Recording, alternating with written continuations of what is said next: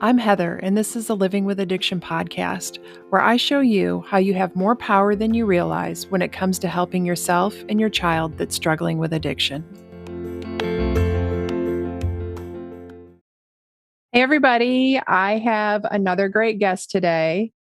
So, a few months ago, I signed up to be peer parent for a couple of meetings a week with a new online support community called Other Parents Like Me. And I got to meet the founders of the group, and I felt an immediate connection to them because they're all experiencing the same things that other parents are experiencing with their child's addiction. And so I felt this immediate connection with them. And then when I met our guest today for the first time, I just loved her energy because even though she's dealing with a child's addiction, she was just happy. And we had a wonderful meeting. And I love seeing other parents who are happy and creating fulfillment in their life, even though they're going through these struggles with their kids. I think that that's so important that we get to see more of that in the world. And I really also admire that she saw a need and filled it. So, I mean, that was exactly what I went through a few years ago when I was dealing with my daughter's addiction. I felt really alone and like there weren't enough resources. And so, as soon as I was able to, I created my own resource. And I love seeing the way you created something completely different in that we got there different ways. But when we met, I realized like we had very similar beliefs and about addiction and how to approach it. So it was just like a no-brainer for me to decide to sign up to be a peer parent. So Casie, can you introduce yourself to us and tell us a little bit about yourself and your story and how you ended up creating OPLM? Absolutely. So I'm Casie Fariello. I am the Chief Operating Officer of Other Parents Like Me. We also call it OPLM because I think in this recovery world, there's acronyms for everything. So that's our acronym. And I have 3 children who have had different paths on their own that went through the teenage years. My oldest has severe anxiety disorder and PTSD. My middle boy, as you said, has addiction issues in the substance use arena. For him, it's anxiety based and fulfilling a need. It's all rooted in mental health anyway. For him, he feels that he's nothing inside, and the substances fill that need. And he's been in repeated recovery for quite a while. He's in a kind of a I'm trying to figure this out phase right now as a 20-year-old. Totally understand that. And then my youngest is part of the LGBTQ community and is recovery for cutting. So I've had quite a few there's a lot of boxes checked off in my house. And what I learned when we really, really got crazy in the house, and yes, the one with the substance use disorder was the most dramatic of everybody running away and holes in the walls and flipping tables and always screaming at me. As soon as my husband walked out the door to go to work, like hell would break loose in the house, that kind of stuff. I've heard from other moms that's true for them too. I was the one doing all the researching and all the learning and all the where are we going to do? How are we going to do this? How are we going to afford this? How can we get help for ourselves? Heard about Al-Anon, started off with Al-Anon, and just felt that even through that, I was alone and just didn't want any. And I think that's why we're on this path together. I never want another parent to feel alone hiding in their house because of shame, stigma, and for whatever is going on for their kids. And I wanted to have a platform that they could be anonymous, safe, and with other people who get it. And that's where Other Parents Like Me came from. Yeah, I love that. We don't want any other parent to have to go through that alone. I think that I've heard you say that connection is the key to hope, help, and healing. And it's an important skill for us as much as it is for our kids. Like they need connection and we need it too. And I think that that's the part that we often miss is how much that we need it, because I don't know about you, but I was hiding what I was experiencing for a long time. Were you doing the same thing? Well, I did not have the luxury of hiding with my middle boy because we couldn't afford it. So we are one of those people who actually did a GoFundMe in order to get him the help he needed. But until honestly recently, the world only thought that he was the person that we struggled with and didn't know that my other two had significant things that were happening and that was their response. They didn't want to be splashed across Facebook like my son was. And so living in that dichotomy really is hard. Yeah. Yeah. I hid it for about, I don't know, maybe a year. And then when my daughter ran away, I posted on Facebook looking for help. The first time I totally panicked. I assumed we were afraid that she would leave the state and then that we would never find her. So I was just all in on whatever it took to find her. And on one hand, it was really, really hard to share that with the world. And then on the other hand, it freed me from having to live with this huge secret and opened me up to getting help. So it's like kind of like you're experiencing both things there, where one hand, it's really hard. And on the other hand, it's kind of the key to changing your life. Well, I can't believe we're having this amazing connection right now. I had no idea. The only reason we went public was because of his first runaway. And I was the same way. Like, I have to save that's all I thought about. I just have to save my child. He's going to die if I don't find him. Like, that's that mindset. And so by the time we got to the GoFundMe, which was like 6 months later, we'd already posted 3 times for runaways. So, including once in Connecticut, whereas I never had that kind of visible event happen with the other two. Mm. So I think that it was freeing, but not being able to talk about that life was hell for us with all of our kids was hard. Yeah. Yeah. So everybody was, my son became like the person that the world blamed. So this is something that I don't talk about a lot because I haven't experienced it because I only have one child. But I know that a lot of parents go through where either one child is struggling and that child gets all the attention and the other kids resent it, or they have multiple children struggling. So how have you balanced that? Meditation, going to support groups, reading podcasts, one of your podcasts, going on Facebook groups. Like, that's just, I have multiple venues where I can talk about each person's specific thing. And that's why, this on Other Parents Like Me, it's not just a general meeting. There's other meetings. There's a trauma one and a gratitude one. If you can think that you actually can have gratitude on this journey, even I've learned you can.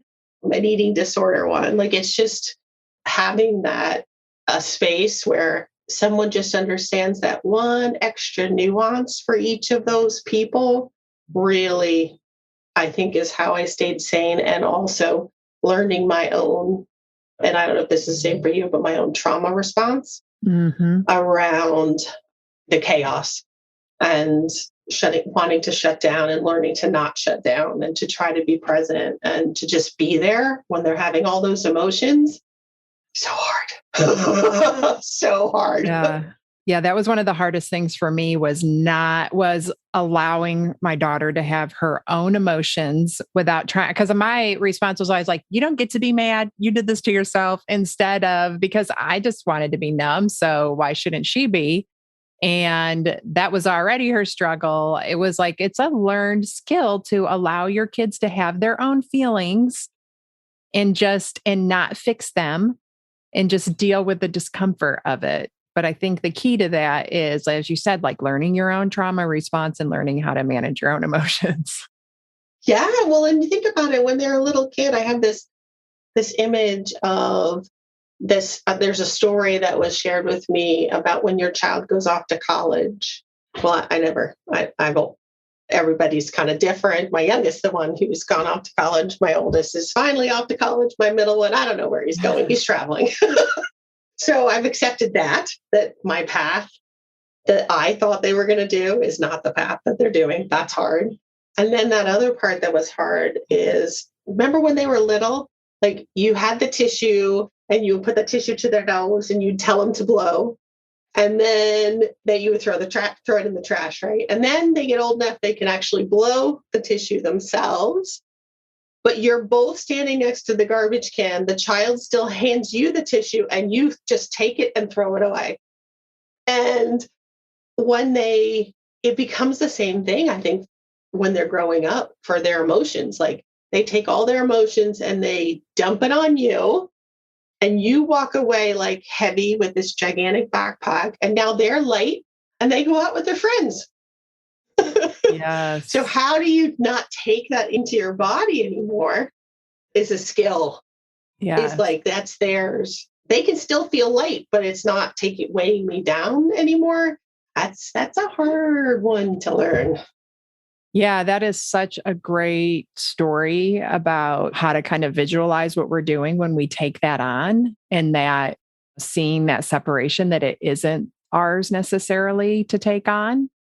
And that's one of the things that I have enjoyed so far about the meetings is like I'm co-hosting the eating disorder meeting, and my daughter's eating disorder got lost in the mix because her addiction really just overshadowed it, because that became so much more of a concern. But now I'm like, even just sitting in those meetings, going, and hearing other people's experiences, I'm like filing things away and understanding more. And like, even just realizing, like, recently I've been like, why don't I have more pictures of her? And I realized she would never let me take her picture. It was very rare. It was very rare the last day that I saw her that she let me take those pictures. Thank God she did. And it was because of leftover, like really self-hatred about the way she looked from the eating disorder. But I had totally forgotten about all of that stuff until I started. So it's just amazing what just sitting in a meeting and listening to other people's experiences can do for you. It unpacks so much, doesn't it? Like all of a sudden your like brain goes, oh, wait a minute. And you understand and have empathy for your child more is one part I learned. And then you have empathy for yourself for going, oh, how did I miss that? How did I miss that? How did I miss that? Because you're hearing other parents who they may have missed something else, and you can all be in the same place and have grace and finally some forgiveness for yourself, which is really hard as a parent to learn. Yeah, it is. And I think also sometimes just seeing like somebody going through something similar, and maybe you've had a similar reaction, but when you're watching somebody else go through it, you can kind of sit back and say, well, I've done that. Maybe that's not the best reaction. Instead, because you're watching it from a place where you're calm and not all emotional, instead of when you're in it, when your emotions are high and your thinking and reasoning skills are low, and you get that chance to see how you can handle things a little bit differently. You have that perspective, getting to listen to somebody else like that. Oh, yeah, absolutely. 100%. It gives you so much perspective. Yeah. And that's where that connection comes in. I think that there's just so much healing from getting to listen to other people that have been through the same thing that you have. So let's talk about, so this is an online format. And so you attend the meetings through Zoom. So let's talk about the difference between paying to be a part of a group like this and attending a so-called free Al-Anon meeting. Okay. Well, and I did say that I started with Al-Anon. And I've done the 12 steps. I've had a sponsor, been super involved. And for me, I understand that Al-Anon is supposed to be free, but as we've talked about, they have the 7-step tradition where they pass the basket around. And I always had to have a couple dollars in my pocket so that I could put it in there, because it's free if you can't afford it. But then the rest of us have to make sure we're putting money in, because you have to pay for the space. You have to pay for the books to sell to those people who are new. You have to pay for the pamphlets and making sure that your organization is supporting all of the Al-Anon service organizations. So I'm not trying to compare that, but for me, I learned actually that having a little skin in the game made a big difference for me. Oh, there's that value. And we settled where we are because, and you probably can even relate to this yourself, for your child, there's at least 5 people around them that's affected by what they're going on with. Whether or not the rest of the world knows, they have grandparents that are affected, siblings that are affected, aunts and uncles that are affected, coworkers, if they have coworkers, their best friends all know what's going on. Mm-hmm. And that's why we created it, so that 4 people can be touched by OPLM. So 1 pay stream, you get 2 Zoom accounts, 2 profiles. So you join yourself, you can send it off to a grandparents. If you're to a divorced couple, the other couple can have it if each person has someone that's significant to them.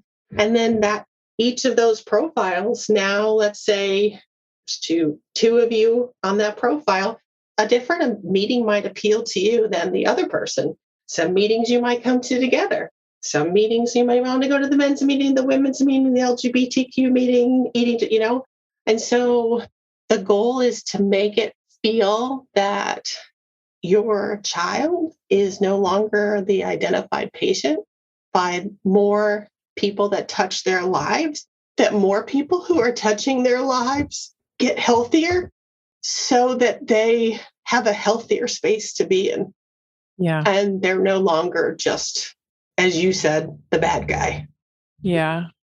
Yeah, that's really so important. It's such an important message that we don't hear enough, how impactful each person can be. I think that, initially it was hard. I didn't really understand that.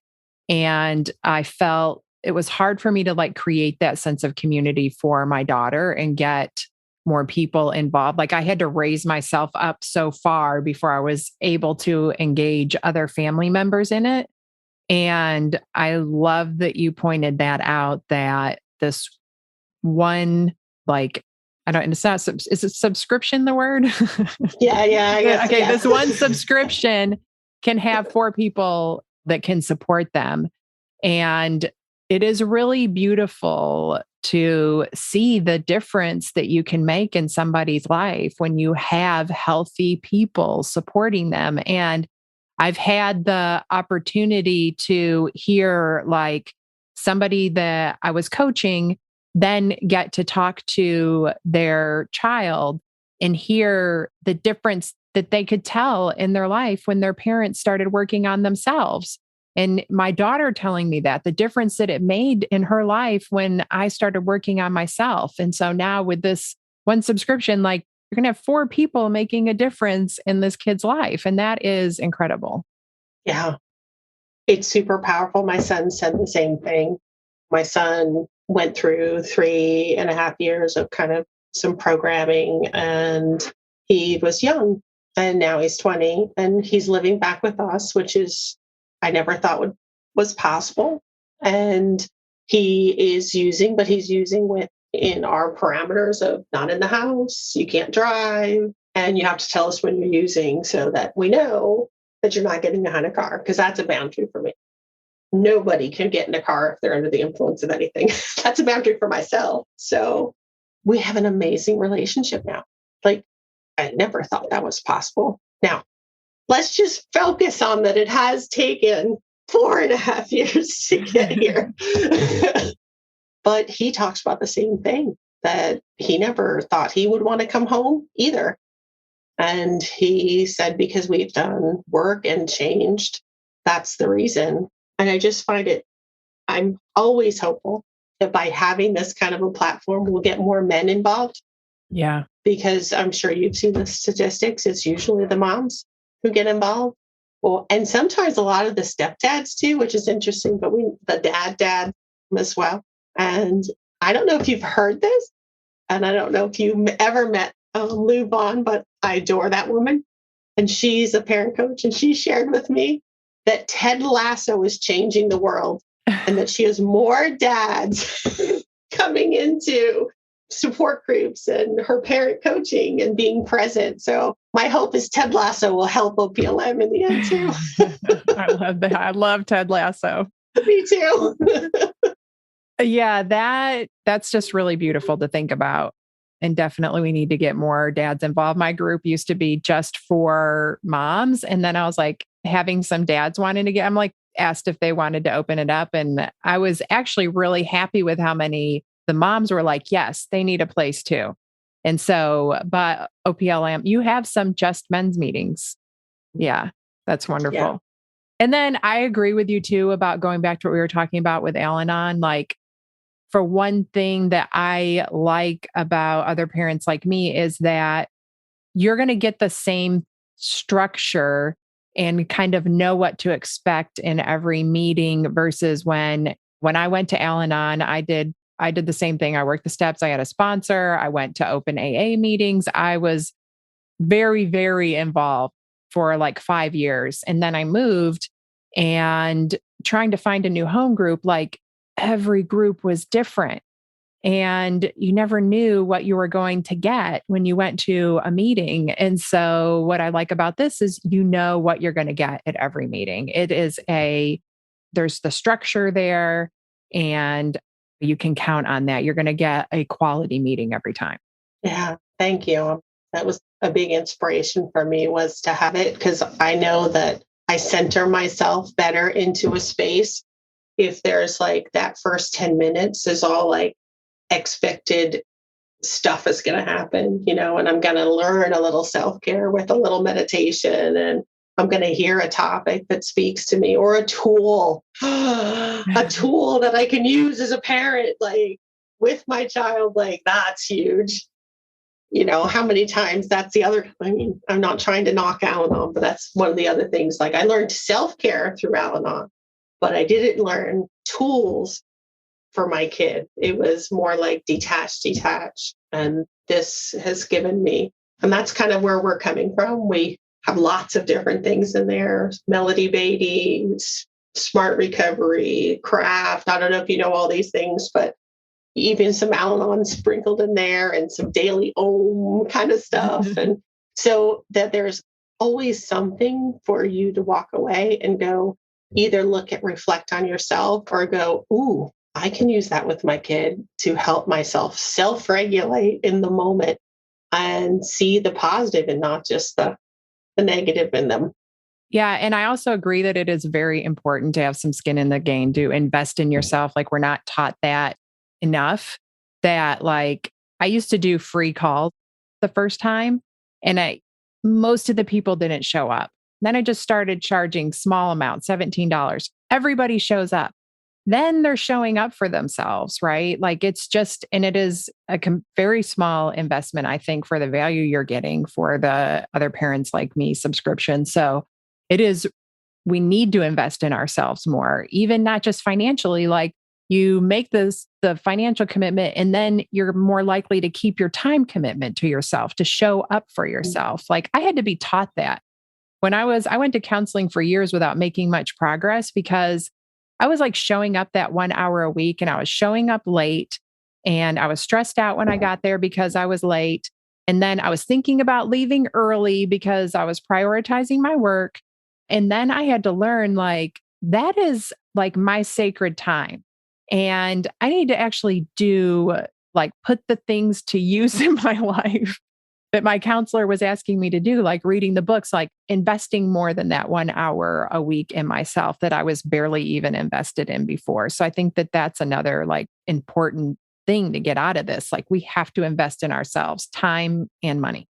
Yeah, I totally agree. And I sat down yesterday because I knew we were talking to kind of figure out. So right now we have 17 meetings in a week, and I have enough peer parents for us to have 45. And not that everybody would go to that many meetings in a week, never expect that. But if you did, you'll be 55 cents a meeting. Like if you went to all 45, like if you went to the 17, it'd be $2.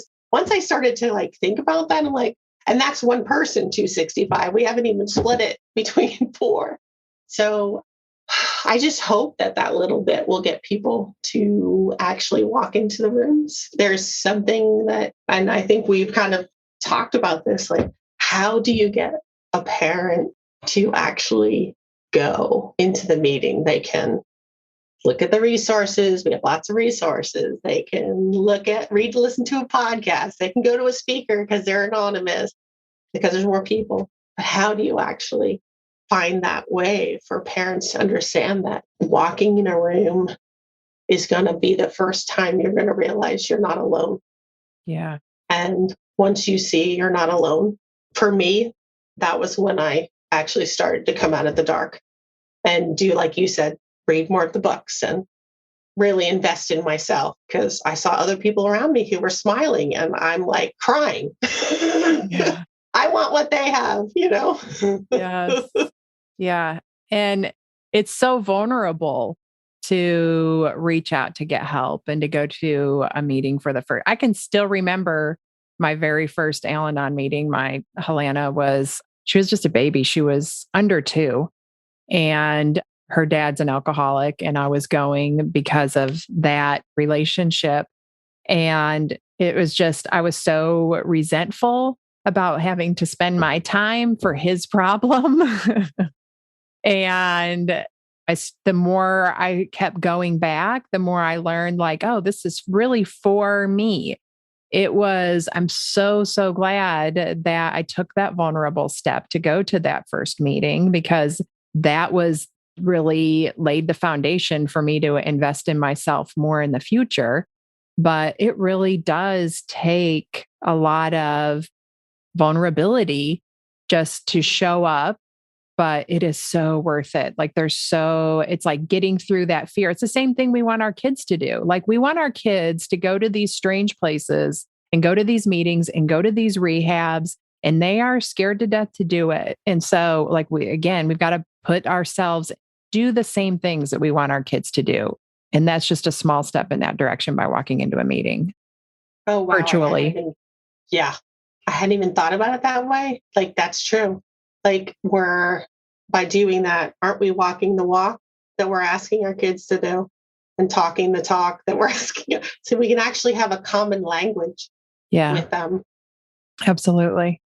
So one thing that I've noticed that you might not even really, because you're used to being around other parents who have had kids in therapeutic boarding school or other programs that I didn't even really know existed until we started talking.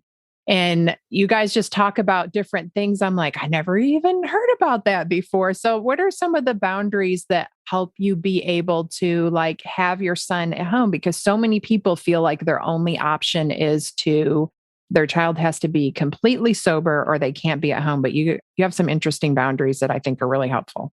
That's a great question. The program that John was in before would not agree with me about him being home, just so you know. That's okay. It is because I've learned my own language. I've learned about being able to be positive and comment on the moments that like his eyes are clear, or he's cooking dinner for us, or those kinds of things. I've learned that language, and being able to sit down and have the tough conversations. If I could reverse time and we weren't in such crisis, if we were he was using and we had a decent relationship, we did not. This was not possible for us. But even now, we do work We have family therapy. He has individual therapy. I have individual therapy. I go to support groups that I started, plus I go to OPLM support groups so that I'm taking care of me around the fact that I have someone in my house who uses. I don't know if that makes sense or not, but Yeah. if I don't take care of me, then I would be in such a bad rabbit hole and have this catastrophic thinking that I used to live in, that we're going to end up in the hospital, or this is going to happen, or this is going to happen. And we're learning how to be a family again. Mm. We weren't a family for a long, long time. So there's a lot of work that's gone in behind that. And yeah, we did some of the programs that you're talking about, is we did wilderness and therapeutic boarding schools. And we tried IOP and we tried PHP. But honestly, we didn't know until we knew. Like, we weren't ready when he was at IOP and PHP, because I was in, and I'm sure you felt the same way, so much chaos. Mm-hmm. And I can totally understand why, if our child was older, we may have chosen to have him leave. Because the only way we're going to start to heal is to not have the chaos in the house. And giving ourselves space, but honestly, giving our kids their space too. Because their reactions are not healthy with us anymore. Because we're all just like, I mean, I'm sure you're angry. Absolutely. Everyone, including the kid, is just, I'm angry. The siblings are angry. Like, we had my two children, my other two, told us on Christmas Eve of 2018 that if he was coming back from Four Winds, Katona, New York, that was that 7-day, detox place. If he was going to be there for Christmas, they were leaving. Wow. So he was sent away on Christmas Eve. That was one of the absolute hardest decisions I've ever made in my entire life. But I also have to think about the siblings. At some point, you can't just he can't just be the only person we're all focused on. You have to focus on your other kids too. And you have to give them good Christmases. I don't know if I answered your question. No, you did. And you brought up so many great things that I like that you started with the program wouldn't agree, because we get these things stuck in our head and they really hold us back. And I think that there is no one size fits all answer. And just because somebody is an expert, and I'm air quoting here, doesn't mean they have every single answer right.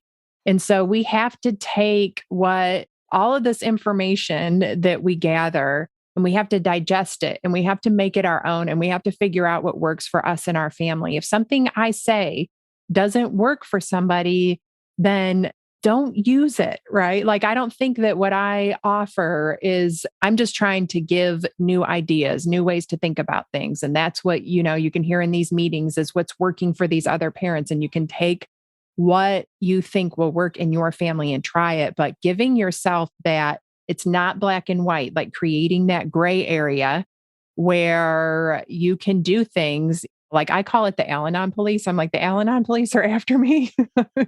I'm doing things that would not be 12-step program, but it just feels right to me. And that's like my joke in my mind about how I work through doing things that I know that are wrong. And so I love that you started with that, because it is so important. Like, that's why you're becoming a family again. Like, that's how you're creating this, is by doing what is right for you and your family. And it is not going to be the same for every family. Yeah. Wow. Oh my God. I have the Al-Anon police. They're really over here on my right-hand shoulder. And literally the Al-Anon police is looking over and going, how come OPLM is teaching people tools? Like, what? And how come you're like having other parents like me, like, has like all these other things and meditation and all this stuff? Like, that doesn't fit. It's like, sorry, but I think that I'm taking what worked for me, what I've seen work for other people, because I may not agree that wouldn't work for me, but that doesn't mean that it wouldn't work for Heather. So, so you got to bring it all in. Got to bring it all in and see what sticks for you.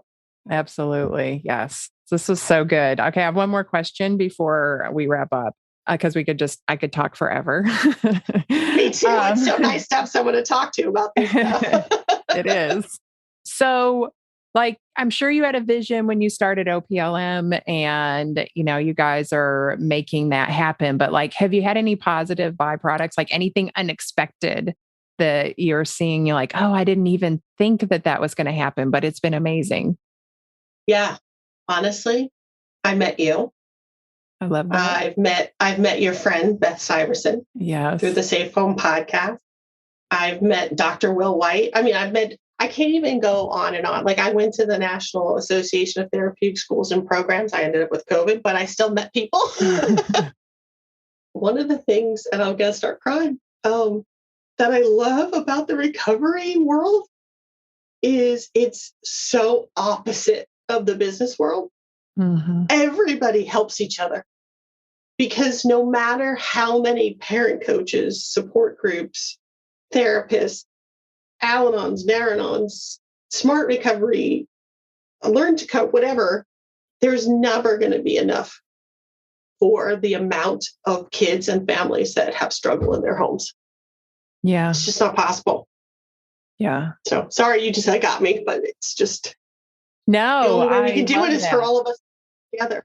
Yeah, I love that. It's so true because I was just thinking, like, I just want to be able to help more people. And that was, one of the reasons that I signed up to do the peer parenting. But then I didn't even think about meeting all the other peer parents and how much of a supportive community we have within that. And then with meeting you and how I was just starting meetings for the first time, like within a couple of weeks after Helena died. And we were doing a practice meeting and I panicked when it came to time for me to introduce myself. Cause I was like, the first time I had to show up somewhere, I couldn't say like, oh, my daughter's in recovery. Like my daughter died from her addiction. But you guys are so supportive of that and created such a safe space for me to experience that panic. You guys have been so supportive of me through all of this. And that's what, like you said, how it's so different than a business environment. It is a recovery environment, a supportive, helpful, amazing environment. So it's my turn to cry now. But, that is a really unexpected byproduct that is just so beautiful. Like the support that everybody gets. Like I wasn't there to get support. I was there to give it, but I ended up getting just as much as I'm getting. And that's what's so beautiful about this, I think. Yeah, no, I think that the peer parents and I have like 5 more people in the wings that I just can't wait till we have enough meetings that we can bring them in because it's an amazing, I'm blessed. I can't even tell you how blessed I am with all the people who have said yes to being peer parents and my staff, my internal staff. Like I can't even tell you. Like it's just beautiful. Yeah, I'm so glad that we got introduced to each other. Like the miracle of somebody finding me on Instagram who knew you and introducing us. It's like, I don't always love social media, but sometimes it does amazing things. Exactly. Thank you so, so much for doing this interview and being brave enough. It takes a lot of bravery to go out and start a new business like this. So you put so much time and effort into it. And I'm so grateful for what you've created and how many people it's going to help. And letting me be a part of it is amazing. So can you tell people how, and we'll put this in the show notes too, but like just for on here, how people can sign up for OPLM? Sure. It's super easy. That acronym that I said, OPLM.com, is super easy. And you can get to do a 7-day free trial. And there's always a speaker Thursday nights. And in next month, we'll start having on a Sunday night, one Sunday night a month, an expert panel. So, you actually get to go as a parent and ask those questions to like a bunch of therapists, a bunch of peer parents, a bunch of, educational consultants, a bunch of parent coaches, like all those things that you remember you had to do all that by yourself. Yeah. Find everybody. Yeah. And that's our goal. And you'll get resources out like crazy. They keep updating that and adding to it, and 17 meetings in a week. So Yeah, OPLM.com. That's great. Thank you so much. You're welcome. Thank you, Heather.